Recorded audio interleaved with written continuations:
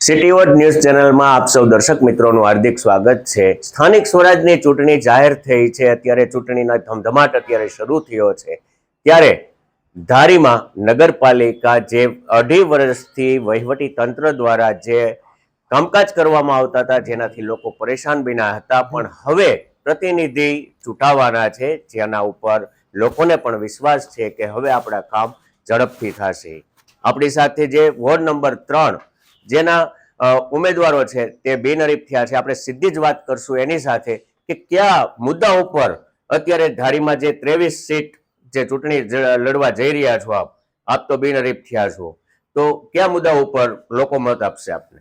ધારી નગરપાલિકાની પ્રથમ ચૂંટણી હોય, નગરપાલિકા બનતાની સાથે જ ભારતીય જનતા પાર્ટીમાં વોર્ડ નંબર 3 માંથી અમે જે બિનહરીફ 4 સભ્યો થયા છીએ, ધારીના વિકાસ માટે પ્રથમ પ્રાયોરિટી અમારી ગટર, પાણી, રોડ, રસ્તા અને પ્રાથમિક જે સુવિધાઓનો અભાવ હોય એના માટેના અમારા પ્રથમ પ્રાથમિકતા હશે।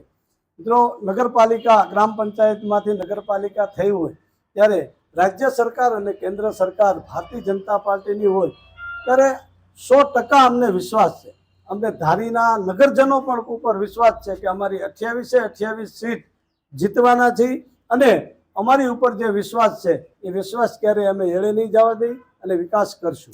બિનહરીફ કેટલી થઈ છે અને ચૂંટણી લડવાની છે કેટલી સીટ? વોર્ડ નંબર 3 ની એક બિનહરીફ થઈ છે, 4 સીટ, એમાં જયદીપભાઈ બસિયા, ગમારા સાહેબ અને સસીલભાઈ અને હું ચારે બિનહરીફ થયા છીએ। એક વોર્ડ નંબર 4 ના એક ઉમેદવારનું ફોર્મ રદ થતા ત્યાં પણ એક સીટ નથી, એટલે 5 કુલ અમે ભારતીય જનતા પાર્ટીના બિનહરીફ થયેલા છીએ।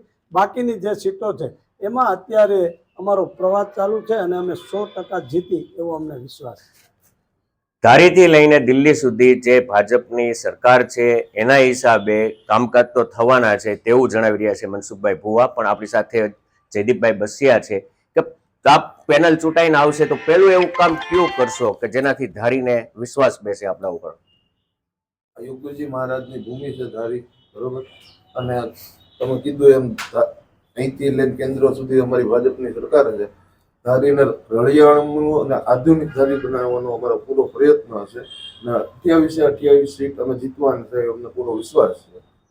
જેમાં આપ તો 4 તો બિનહરીફ થઈ ગયા છો। ઓકે, જે આપણી સાથે ગમારા સાહેબ છે જે બિનહરીફ થયા છે એને પણ પૂછપરછ કરશું। વિકાસનો કયો મુદ્દો છે કે લોકો પાસે આપ મત માંગવા જશો? એમ રોડ, રસ્તા, ગટર વ્યવસ્થા, પાણીની સુવિધા, જે લાઇટની સુવિધા, આ જે પ્રાથમિક જરૂરિયાતો છે એને અમે પ્રથમ હરોળની અંદર લઈ અને તાત્કાલિક ધોરણે જેટલી ઝડપથી થાય એટલી સુવિધા આમ જનતાને મળે એવો અમારો પહેલામાં પહેલો પ્રયાસ હશે।